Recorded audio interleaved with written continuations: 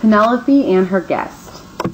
We're starting a little bit into this book, but you're not going to really be missing much. It's just when Penelope is getting ready to talk to Odysseus, she just has spoken to him. So we're going to pick up here. That left the great Odysseus waiting in his hall as Athena helped him plot the slaughter of the suitors. He turned at once to Telemachus, brisk with orders. Now we must stow the weapons out of reach, my boy, all the arms and armor, and when the suitors miss them, I ask you questions, put them off with the winning story. I stowed them away clear of the smoke, a far cry from the arms Odysseus left when he went to Troy, fire-damaged equipment black with reeking fumes, and a god reminded me of something darker, too. When you're in your cups, a quarrel might break out. You'd wound each other, shame your feasting here, and cast a pall on your courting. Iron has powers to draw a man to ruin. So Odysseus is telling Telemachus to hide all the weapons. And he's like, if the suitors say something, just say, oh, well, what if you guys are drinking and you get drunk and you hurt each other? I'm just trying to protect everybody. Telemachus did his father's will at once, calling out to his old nurse, Euryclea, quick, dear one, close the women up in their own quarters, till I can stow my father's weapons in the storeroom. Splendid gear lying about neglected, black with soot since father sailed away. I was only a boy then, now I must safeguard them from the smoke. High time, child, the loving nurse replied. If only you'd bother to tend your whole house and safeguard all your treasures. Tell me, who's to fetch and carry the torch for you? So the torch would have been like a flame, but it would have been to light his way. But he would have had a servant do that because he's a prince. You won't let out the maids who'd light your way. Our friend here will, Telemachus answered coolly. I won't put up with a man who shirks his work, not if he takes his ration from my stores, even if he's miles away from home. So Telemachus is saying, well, I'll have this beggar man, who is Odysseus, disguised, carry it for me because we fed him, so he needs to do that to pay me back. That silenced the old nurse. She barred the doors that led from the long hall, and up they sprang, Odysseus and his princely son, and began to carry off the helmets, studded shields, and pointed spears. And Pallas Athena strode before them, lifting a golden lamp that cast a dazzling radiance round about. Father, Telemachus suddenly burst out to Odysseus, oh, what a marvel fills my eyes! Look there! All the sides of the hall, the handsome crossbeams, pine-wood rafters, the tall columns towering, all glow in my eyes like flaming fire. Surely a god is here, one of those who rule the vaulting skies. Quiet, his father, the old soldier, warned him. Get a grip on yourself. No more questions now. It's just the way of the gods who rule Olympus. Off you go to bed. I'll stay here behind to test the women. Test your mother, too. So there's a simile here. I want you to write that down. Please make sure you are adding any new characters and you're adding all important events. She in her grief will ask me everything I know. Under the flaring torchlight through the hall, Telemachus made his way to his own bedroom now, where he always went when welcome sleep came on him. There he lay tonight as well till dawn's first light. That left the great king still waiting in his hall, as Athena helped him plot the slaughter of the suitors. Now down from her chamber came reserved Penelope, looking for all the world like Artemis or golden Aphrodite. Close to the fire her women drew her favorite chair with its swirls of silver and ivory, inlaid rings. The craftsman who made it years ago, Icmalius, added a footrest under the seat itself, mortised into the frame. And over it all was draped a heavy fleece. Here Penelope took her place, discreet, observant. The women in arms bared, pressing in from their quarters, cleared away the tables, the heaped remains of the feast, and the cups from which the gracious lords had drank. Raking the embers from the braziers into the ground, they piled them high again with seasoned wood, providing light and warmth. So they're getting Penelope's seat ready, they're cleaning up the area where she ate, and they're making the fire warm again, all for her because she's the queen. We also get some more characterization about Penelope. She's discreet and observant. Discreet means she kind of keeps things to herself. Observant means she's looking around and watching what's going on around her. And yet again, Melantho lashed out at Odysseus. You still here, you pest, slinking around the house all night, leering up at the women. Get out, you tramp. Be glad of the food you've got, or we'll sling a torch at you, rout you out at once. A killing glance, and the old trooper countered. What possessed you, woman? Why lay into me? Such abuse. Just because I'm filthy, because I wear such rags, roving around the country, living hand to mouth. But it's fate that drives me on. That's the lot of beggars, homeless drifters. I too once lived in a lofty house that men admired, rolling in wealth. I'd often give to a vagabond like myself, whoever he was, whatever need he had brought him to my door. And crowds of servants I had, and lots of all it takes to live the life of ease, to make men call you rich. But Zeus ruined it all. God's will, no doubt.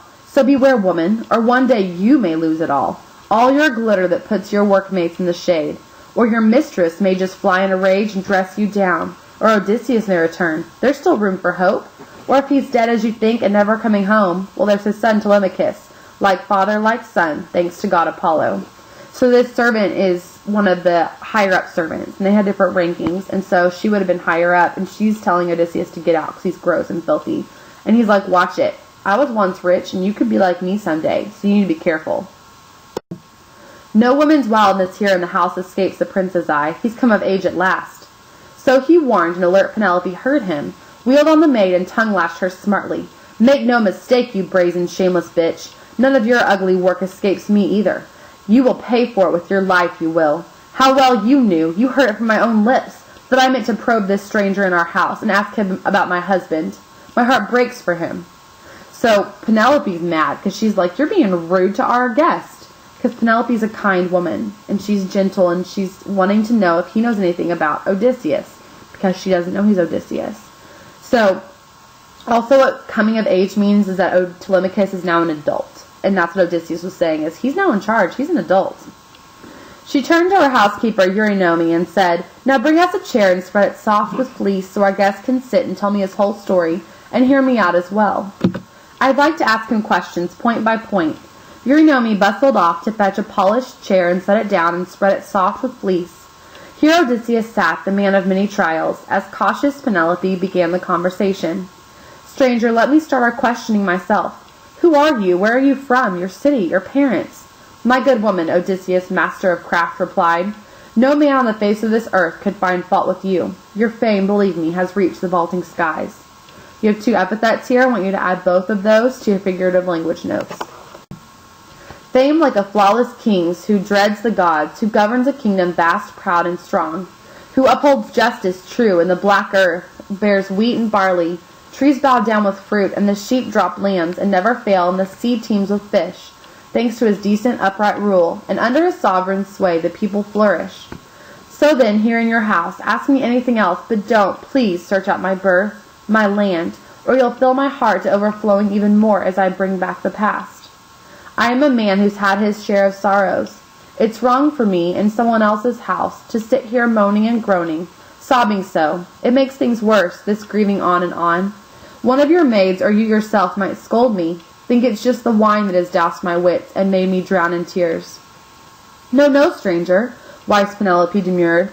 Whatever form and feature I had, what praise I'd won to the deathless gods, destroyed that day the Achaeans sailed away to Troy, my husband and their ships. Odysseus, if he could return to tend my life, the renown I had would only grow in glory. You have a simile here. I want you to find it and add it to your notes. Now my life is torment. Look at the grief some god has loosed against me. All the nobles who rule the islands around about. Dulichion, same, and what is Zacynthus too. And all who lord it in sunny Ithaca itself. They court me against my will. They lay waste my house, so I pay no heed to strangers, suppliants at my door. Not even heralds out on their public errands here. I yearn for Odysseus always. My heart pines away. They rush the marriage on, and I spin out my wiles. A god from the blue it was inspired me first to set up a great loom in our royal halls. And I began to weave, and the weaving fine spun. The yarn is endless, and I would lead them on. Young men, my suitors, now that King Odysseus is no more, go slowly, keen as you are to marry me, until I can finish off this web, so my weaving won't all fray and come to nothing. This is a shroud for O Lord Laertes for that day when the deadly fate that lays us out at last will take him down. I dread the shame my countrywomen would heap upon me. Yes, if a man of such wealth would lie in state without a shroud for cover. This is what we talked about before when she was weaving a shroud, which is like a blanket. So she was weaving this blanket, this tapestry, and she was making it for when Laertes died. That was her excuse that he would need to have that. And she's just telling Odysseus how she did that to buy more time. My very words, and despite their pride and passion, they believed me. So day by day I'd weave at my great and growing web. By night, by the light of torches set beside me, I would unravel all I'd done. 3 whole years I deceived them blind, seduced them with this scheme. Then when the wheeling seasons brought the 4th year on, and the months waned, and the long days came round once more, then, thanks to my maids, the shameless, reckless creatures, the suitors caught me in the act, denounced me harshly. So I finished it off against my will. They forced me. and now I cannot escape a marriage, nor can I contrive a deft way out. My parents urge me to tie the knot, and my son is galled away as they squander his estate. He sees it all. He's a grown man by now, equipped to tend his own royal house, and tend it well. Zeus grants my son that honor. But for all that, now tell me who you are. Where do you come from? You've hardly sprung from a rock or oak like some old man of legend. But that's the way of the world, when one has been so far from home, so long as I, roving over many cities of men, enduring many hardships. There's a simile I want you to add here. Odysseus tells of his story and where he's been, but says he was with Odysseus. He still has not admitted that he, in fact, is Odysseus. And so that man is saved, as you can see. So this is when Odysseus is finishing up his story. We've skipped ahead. And he's coming home soon. He's close at hand. He won't be severed long from kin and country. No, not now. I give you my solemn binding oath. I swear by Zeus, the first, the greatest god, by Odysseus' hearth where I have come for help. All will come to pass, I swear, exactly as I say. True, this very month, just as the old moon dies and the new moon rises into life, Odysseus will return. So I want you to make that comparison right there, simile. Just as the old moon dies, new moon rises into life, Odysseus will return. Simile, add it to your notes and explain what that means. If only, my friend, reserved Penelope exclaimed, everything you say would come to pass. You'd soon know my affection, know my gifts. Any man you meet would call you blessed. But my heart consents the way it will all go. Odysseus, I tell you, is never coming back. Nor will you ever gain your passage home, for we have no masters in our house like him, at welcoming in or sending off an honored guest. Odysseus, there was a man, or was he all a dream? But come, woman, wash this stranger and make his bed with bedding, blankets, and lustrous spreads to keep him warm, till dawn comes up and takes her golden throne. Then tomorrow at daybreak bathe him well, and rub him down with oil so we can sit beside Telemachus in the hall, enjoy his breakfast there. And anyone who offends our guest beyond endurance, he defeats himself. He's doomed to failure here, no matter how righteously he raves and blusters on. For how can you know, my friend, if I surpass all women in thoughtfulness and shrewd good sense, if I'd allow you to take your meals at hall, so weather-beaten, clad in rags and tatters? So she's saying they're going to go clean him up so he can eat like he would be a wealthy man, instead of making him eat like a beggar. Our lives are much too brief. If a man is cruel by nature, cruel in action, the mortal world will call down curses on his head while he is alive, and all will mock his memory after death. But then if a man is kind by nature, kind in action, his guests will carry his fame across the earth, and people all will praise him from the heart. Wait, my queen, the crafty man objected. Noble wife of Laertes' son Odysseus, blankets and glossy spreads, they're not my style. Not from the day I launched out in my long-oared ship, and all the snowy peaks of Crete went fading far astern. I'll lie as I've done through sleepless nights before. Many a night I've spent on rugged beds afield, waiting for dawn to mount her lovely throne. Nor do I pine for any footbaths either. So he's saying, I'd rather sleep on the floor, because he's so used to that. He slept on hard ground for so long. Of all the women who serve your household here, no one will touch my feet. Unless, perhaps, there is some old retainer, the soul of trust, someone who's borne as much as I have borne. I wouldn't mind if she would touch my feet. This was a very common custom. They walked and wore in sandals, and the grounds would have been dirt or dust. So it was very common to have your feet washed by a servant. So Odysseus asked if there's an old person in the house that could wash his feet, and he knows there is, because Telemachus, his nurse, was also Odysseus' nurse when he was young. So she's an old servant, and that's who he wants to wash his feet. So he knows what he's asking, but Penelope doesn't. Dear friend, the discreet Penelope replied, never has any man so thoughtful of all the guests in my palace come from foreign parts than as welcome as you. So sensible, so apt is every word you say. I have just such an old woman, seasoned, wise, who carefully tended my unlucky husband, reared him, took him into her arms the day his mother bore him. Frail as the woman is, she'll wash your feet. Up with you now, my good Euryclea. Come and wash your masters, equal in years. Odysseus must have feet and hands like his by now. Hardship can age a person overnight. At that name the old retainer buried her face in both hands, burst into warm tears, and wailed out in grief. Oh, my child, how helpless I am to help you now. How Zeus despised you more than any other men, God-fearing man that you were. So she's crying and missing Odysseus. That's why she's upset, because she's thinking of him. Never did any mortal burn the old thunderer such rich thigh bones, offerings charred and choice. Never as many as you did, praying always to reach a ripe old age and raise a son to glory. Now you alone he's robbed of your homecoming day. Just so the women must have mocked my king far away when he'd stopped at some fine house. Just as these bitches, stranger, mock you here.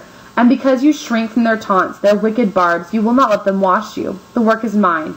Icarius' daughter, wise Penelope, bids me now. And I am all too glad. I will wash your feet, both for my own dear queen and for yourself. Your sorrows wring my heart. And why?